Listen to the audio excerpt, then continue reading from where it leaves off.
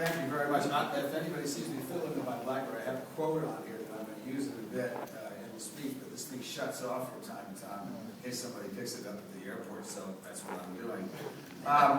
Let me just say, I would love to take that trip to Ashraf. The problem is right now we could not get in or out without the assistance of the American military.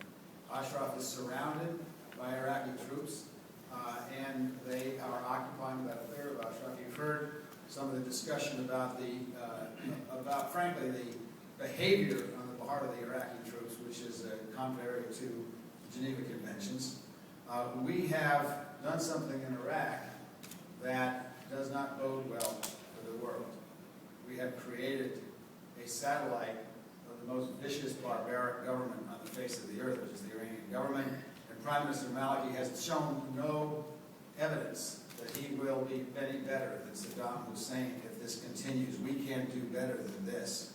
I am not in this to fight or support the NEK, to fight for or support the NEK. I am in this because of my country.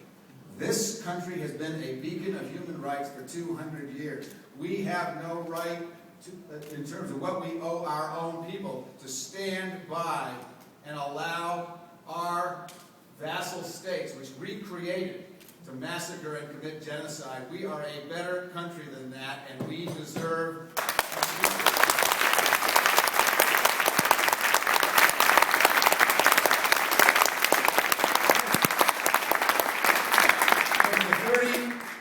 I was going to say 3,400. If the 3,365 remaining residents of Ashraf lose their lives in an Iraqi and Iranian-sponsored genocide, we will have to answer to that before God, and we will have to answer to that before the rest of the world community. We cannot maintain our position of leadership in the world. We cannot claim to have a moral leadership if we stand by. That's what's at stake. It's not simply the 3,365 people who survived the last Iraqi attack. It's not simply their lives. It's the question of whether the United States can continue to fight for justice all over the world. You cannot fight for justice selectively. Now, some of you have heard this before. I'm going to say it again because I know there are congressional staffers here. I want you to understand why it is that we're doing this. From our point of view, the ballot box is the only criterion for legitimacy. We want a pluralist system, freedom of parties and assembly. In the Iran of tomorrow, we will respect all individual freedoms. Expression of opinion, speech, and the media are completely free. In a free Iran of tomorrow, we support and we are committed to the abolition of the death penalty. We believe in complete gender equality and political and social rights.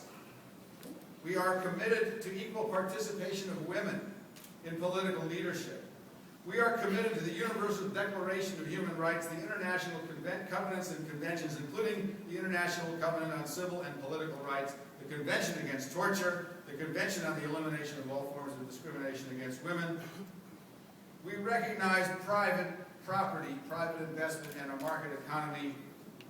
We want the free Iran of tomorrow to be devoid of nuclear weapons and weapons of mass destruction.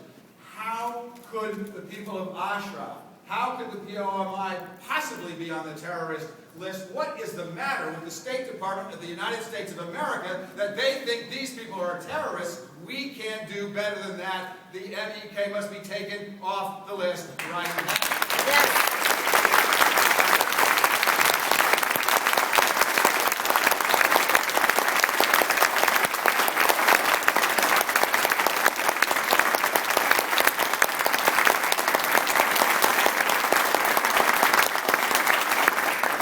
Brad Sherman, Congressman from California, is interested in this issue and has been very helpful. And he asked for a State Department briefing on what evidence they had that the NEK was a terrorist organization. And they refused to give it to him, citing the fact that it was in litigation. Well, the reason it's in litigation is because they're 70 days past the deadline the court gave them for reviewing this matter. So Brad Sherman, being a congressperson, was able to be briefed thoroughly by the intelligence agencies. His quote was, based on the intelligence briefing that I received, there is no evidence of any action by the MEK in this current century, since 2001, that would result in a legitimate listing of them on the terrorist list. There is no evidence. The European courts have found there is no evidence. Their French courts have found there is no evidence. The United Kingdom has found there is no evidence. The District of Columbia Circuit Court found there was no due process and there was no evidence. Our State Department needs to comply with the laws of the United States of America and respect the court system.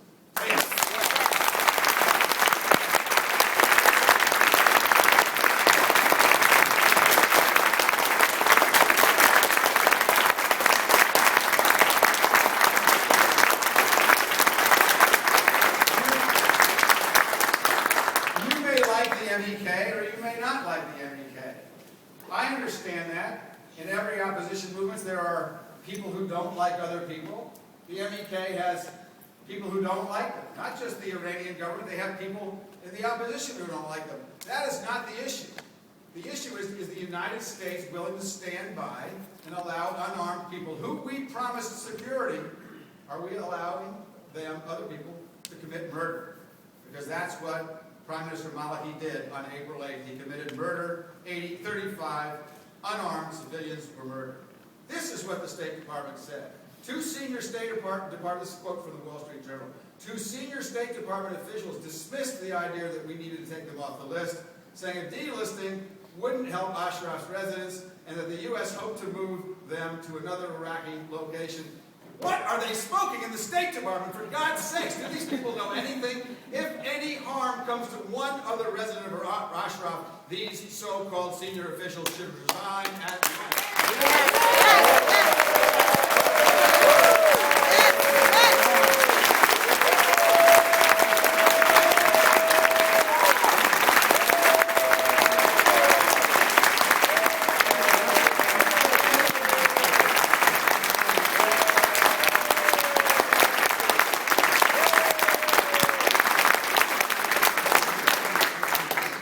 Now,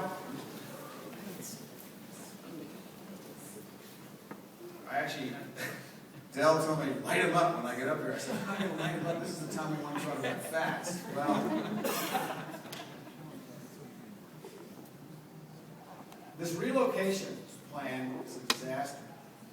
Our troops are going to be out of Iraq for the most part by the end of the year. The Maliki government has not decided whether to formally invite any American troops to stay, but even if they do, there will be very few that remain. At the end of this year, I believe the people of Ashraf will be murdered, either by the Iraqi government at the bidding of the Iranians or by the Iranian government themselves. We have an obligation as human beings and as Americans to make sure that doesn't happen.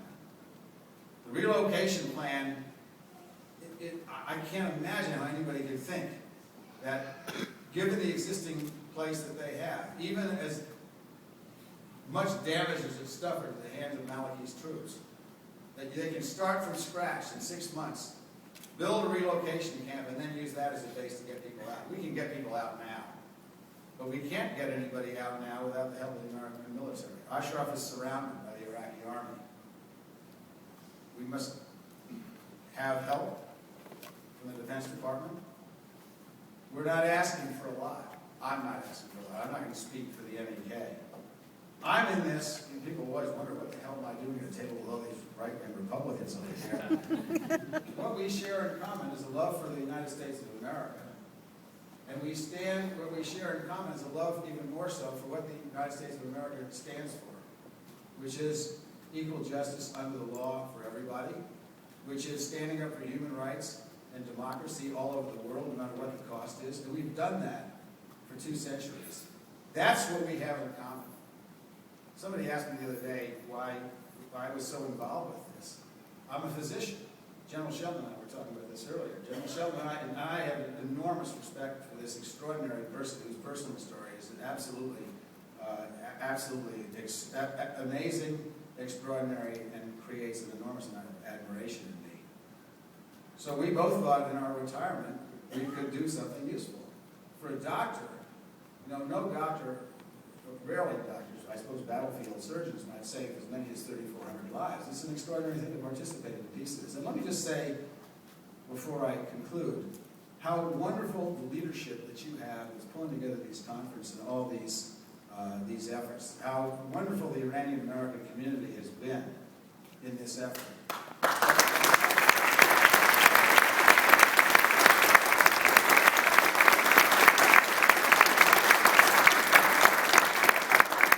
And how patient you have been when we tell you what to do all the time. We give you unsolicited advice. But this is a struggle that's going to end one way or the other in 6 months. We don't have any more time. We don't have time for dithering. We don't have time for position papers. We don't have time anymore. To bring 3,400 people, unarmed civilians, who have aided the United States, who have saved American soldiers' lives, out of Iraq to Western countries over the next 6 months is an enormous task. Many of the people at Ashraf, as you know, have connections and have lived in Western countries. Many of them have, almost all of them have relatives in Western countries. I'm in this not just for the short term. I totally agree with my colleagues here. We need a new government in Iran. It is a disaster. It is a horrible blot on humanity in terms of what they are doing. But I'm in this for the short run to save the 3,400 lives of the people who are in Ashraf. And the clock is ticking. The sands are running out of the hourglass. We do not have a lot of time. The United States government will be complicit in the murder of the remaining 365 people if we can't get them out of there. We have the means to do it. We will not have the means to do it after December 31st, when we either have a very small number or no troops left in Iraq. We will have created the monster that murdered 3,365 innocent people. Actually, more than that, if you include the 2009 and this past attack. We're a better country than that. This is a struggle for the soul, not just for the MEK and for a new government in Iran. This is a struggle for the soul of America. What kind of a nation are we? Will we stand up for what we've always believed? This is not an innocent bystander problem where people who've been caught in a country that we have nothing to do with suddenly need help. This is pretty clear cut. We created Maliki's government. We armed him. He used his Humvees to help murder 35 civilians only a few weeks ago. We created this, and we have the means to stop it. And we did stop it. Our own troops went in after he'd already killed 35 people, and we put a stop to it. Where is our resolve? Where is our mettle? Are we going to see this through to the end or not? Are we going to allow these people to be killed and perish on our watch? Or are we going to stand up for what America has always stood for? Equal justice under the law, the protection of human rights everywhere, including in our own backyard. And today, and for the next 6 months, Iraq is our backyard. We are responsible.